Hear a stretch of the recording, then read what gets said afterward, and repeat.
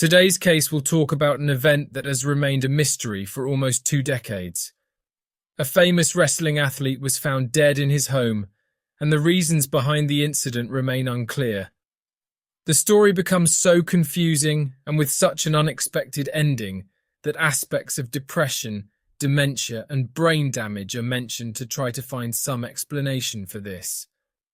This is the story of Christopher Benoit.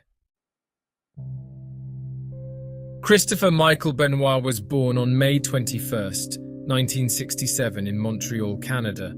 He was the son of Margaret and Michael Benoit. As a teenager, he was already passionate about wrestling, and it was also at this stage that he started to train as a bodybuilder.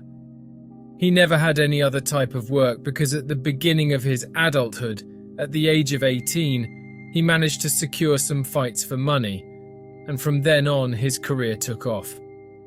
Chris was really dedicated to the sport. He not only did the practical part with training, but also the theoretical part, including studies on defense and attack techniques. Throughout his career, he was a member of several wrestling groups, such as SW, NJPW, WCW, ECW, WWF, and finally WWE. At the age of 22, in 1989, he moved to Japan with NJPW and there met Eddie Guerrero, another great fighter with whom he had some fights. But behind the scenes, they became great friends. They spoke practically every day. They were often seen together, and it was clear to see the brotherly love they had for each other. They really looked like separated brothers who had found each other again. In addition to Eddie, Chris met his nephew, Chavo Guerrero, also a fighter, and ended up having a close relationship with him too, but not quite as close as the one he had with Eddie. Throughout his career during the late 80s and most of the 90s, Chris was married to Martina Benoit. They had 2 children, David and Megan. But in 1997, he met Nancy Sullivan. Nancy was a model and a wrestling athlete. She had been married twice previously, in 1982 to Jim Dowse, then in 1985 to wrestler Kevin Sullivan, with whom she had an affair. The second marriage lasted from 1985 to 1997, as it was in that last year that she met Chris. Nancy and Chris, now separated from their partners, were able to officially begin their relationship. Nancy ended up becoming very good friends with Vicky Guerrero, Eddie's wife, and the 2 couples became very close. In February 2000, Nancy gave birth to Chris's 3rd child, Daniel. He and Nancy married in November of that year. At this point, he was already a worldwide celebrity, winning several awards, including the Continental Wrestling title 3 times. In May 2003, Nancy filed divorce papers alleging that she suffered domestic violence, but 3 months later, she withdrew the accusation and cancelled the divorce petition. In November 2005, Chris was taken by surprise with news that shook him a lot. Chavo phoned Chris to say that Eddie had died. He had found his uncle unconscious, with a toothbrush in one hand and toothpaste in the other, but still alive. But when the paramedics arrived, it was too late. Eddie died in Chavo's arms as a result of a heart attack at the age of 38. That shook Chris so much that from that moment on, he was no longer the same person. He started drinking a lot, crying for days, and could only sleep after getting completely drunk.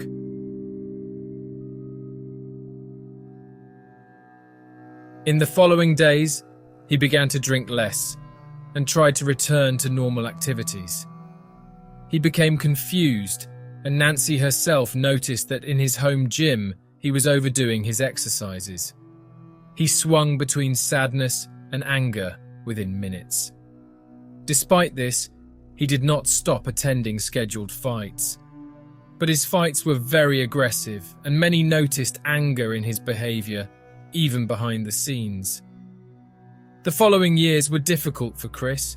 He couldn't maintain the level of his victories, but he still won some titles. It was clear to everyone that he had been shaken by the loss of Eddie Guerrero. On June 24, 2007, a Sunday, the day before a scheduled fight in Beaumont, Texas, at 3:30 p.m., he left a message on Chavo's voicemail, who was also going to that fight, saying he would be a little late for the next day. He had overslept and missed the flight time.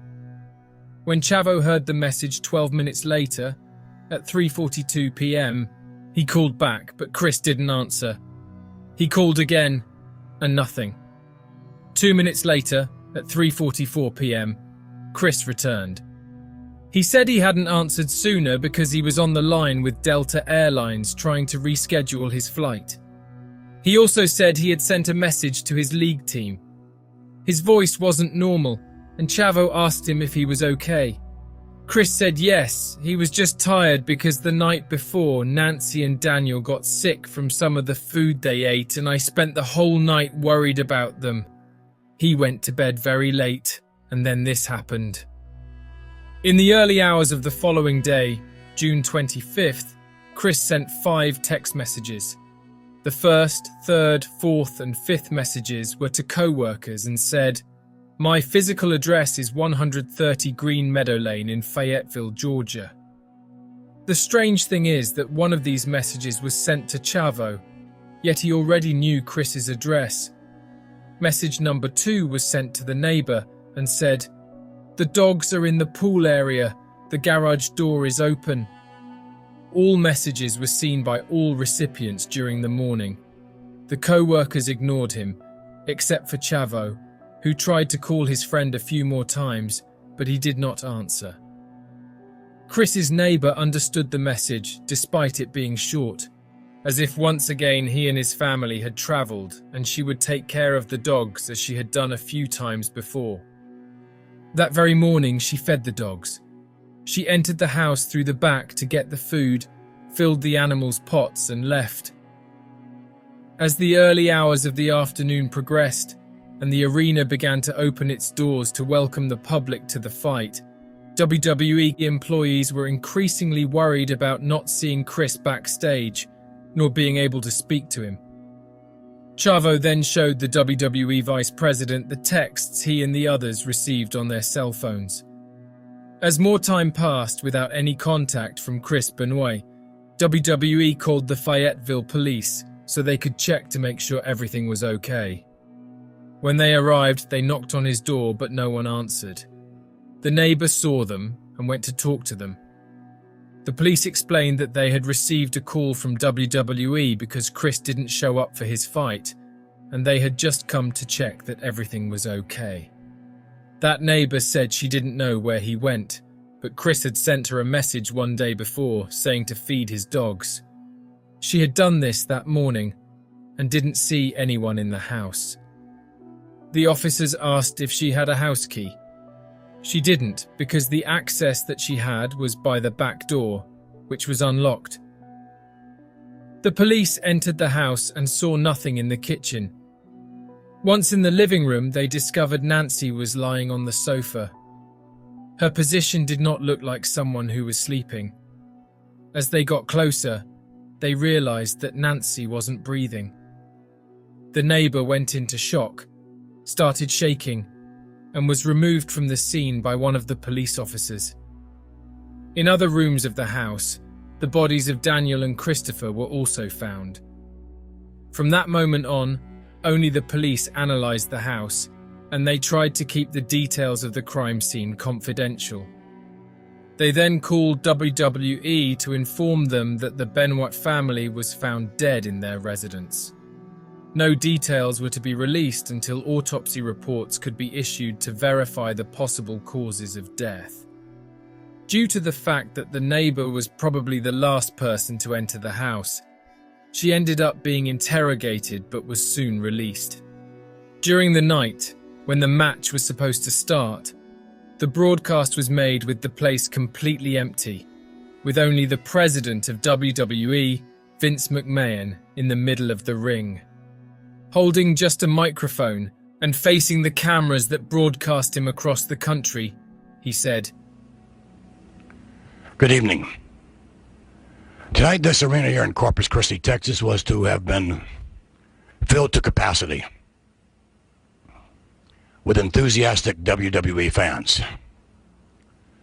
Tonight's storyline was to have been the alleged demise of my character, Mr. McMahon. However, in reality, WWE superstar Chris Benoit, his wife Nancy, and their son Daniel are dead. Their bodies were discovered this afternoon in their new suburban Atlanta home. The authorities are undergoing an investigation. We here in the WWE can only offer our condolences to the extended family of Chris Benoit. And the only other thing we can do at this moment is tonight pay tribute to Chris Benoit. We'll offer you some of the most memorable moments in Chris's professional life. And you'll hear tonight comments from his peers, those here, his fellow performers, those here who loved Chris and admired him so much. So tonight will be a 3-hour tribute to one of the greatest WWE superstars of all time. Tonight will be a tribute to Chris Benoit. In the last hour of the tribute, several pieces of information leaked about the crime scene. Next to Nancy was a Bible, something that went somewhat unnoticed by the police at first, until they arrived on the second floor and found the couple's son, Daniel, in his bed, also lifeless, and also with a Bible by his side. This demonstrated a pattern. In the basement of the property, in the couple's private gym, Chris was sitting on one of the weight benches with a steel rope tied around his neck and connected to weights on one of the equipment. The bars stuck in the steel weighed 120 kilograms. Furthermore, speculation arose that the victims had died on different days over the weekend, but only the coroner's office could confirm this. It was also said that the police were no longer looking for any other suspects, and that they were working under the belief that Chris Benoit was responsible for all this. The following night, Tuesday, June 26th, after these details, previously rumoured, had now spread throughout the country, Vince McMahon broadcast a new statement before the broadcast of a new fight. Good evening, ladies and gentlemen. Last night on Monday Night Raw, the WWE presented a special tribute show, recognizing the career of Chris Benoit. However, now some 26 hours later, the facts of this horrific tragedy are now apparent. Therefore, other than my comments, there will be no mention of Mr. Benoit's name tonight. On the contrary, tonight's show will be dedicated to everyone who has been affected by this terrible incident. This evening marks the first step of the healing process. Tonight, WWE performers will do what they do better than anyone else in the world: entertain you. 3 weeks later, on July 17th, the autopsy report was announced, revealing very important information. Daniel passed away first, Nancy second, and Chris last. 3 different drugs were found in Nancy's body: alprazolam, used for anxiety disorders; hydrocodone, a medicine to treat severe pain, which acts almost instantly in the body; and hydromorphone, also used to treat severe pain. Nancy was not a user of these medications. Alprazolam was also found on Daniel's body, but the boy also did not have a prescription for these medications. So apparently the two were doped with these medications. Alprazolam and hydrocodone were also found in Chris's body. Nancy had marks of physical assault on her neck, front and back, and on her stomach. The description of the marks represents a possible attack by someone who held her by the neck, dominating the victim and finishing with a knee to the stomach, Daniel did not have any signs of physical attacks to his body, except on his neck, which clearly proved death by strangulation. No suicide note was discovered during the investigation. However, in one of the Bibles among Chris's belongings, and which was sent to his first wife, Martina Benoit, they found a note written, "I am preparing to leave the earth." Both Martina and Chris's father confirmed that the letter was his. Tests conducted on Chris's skull showed that the brain was so damaged that it resembled the brain of an 85-year-old person with Alzheimer's.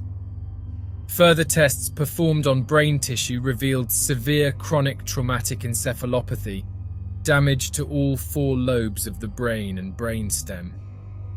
The analyses also compared his brain with 4 other reports from former NFL players who had suffered multiple concussions and who had already reported brain damage such as dementia and depression. This was even more confirmation for science that repetitive concussions to the skull cause dementia and that they contribute to severe behavioral changes.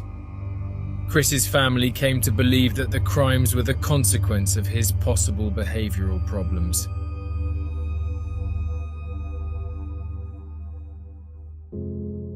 Even after knowing all the details of Chris and his family's death, WWE distanced itself from the athlete.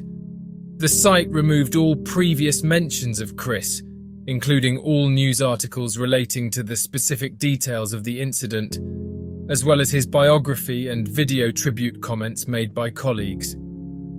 They removed the tribute episode from international markets. Several channels announced that the episode was withheld for legal reasons. Chris's name was removed from the WWE theme song. His video game character, along with his signature moves, were all not included in all subsequent years' releases. There were many public messages against WWE's position, as the company, for many, was indirectly responsible for the damage. Of course, Chris became a WWE athlete out of his own free will, but the messages said that WWE's commercial objective was to entertain the public with fighting performances. Erasing Chris from its history without recognizing that the damage caused to his brain was a direct consequence of his work with the company had caused a revolt. There are those who agree and disagree with WWE's position. Some think this is the least they should do, others think it is an exaggeration. However, the company remains firm and has not changed its position. This became clear when in 2013, the TLC channel asked WWE for footage from the first fight of a fighter called Randy Orton in 2004 in the World Heavyweight Championship to make a promotional video for him. This fight, coincidentally, or perhaps not, was with Chris as the opponent, and WWE sent the images with Chris's face blurred. In 2017, in wrestler Kurt Angle's Hall of Fame video, WWE briefly showed a clip of his match with Chris Benoit. However, once again, Chris's face cannot be seen. Various theories about the reasons for Chris's behavior are spread in distorted ways across the internet. They include Nancy's betrayal, Nancy's ex-husband's revenge, the consequences of Chris's brain damage, and the long depression he suffered after the death of his friend and brother Eddie Guerrero. Unfortunately, we will probably never know the real reason. A private memorial was held by Chris's family and his body was cremated. The fate of his ashes has not been publicly revealed. Nancy and Daniel also had a ceremony in Daytona Beach, Florida, on July 14, 2007. Both were cremated, and their ashes were placed in starfish-shaped urns and delivered to Nancy's family. If you've made it this far, please don't forget to leave a like and subscribe to this channel. Also, add your opinion in our comments. Thank you very much. I will see you in the next case.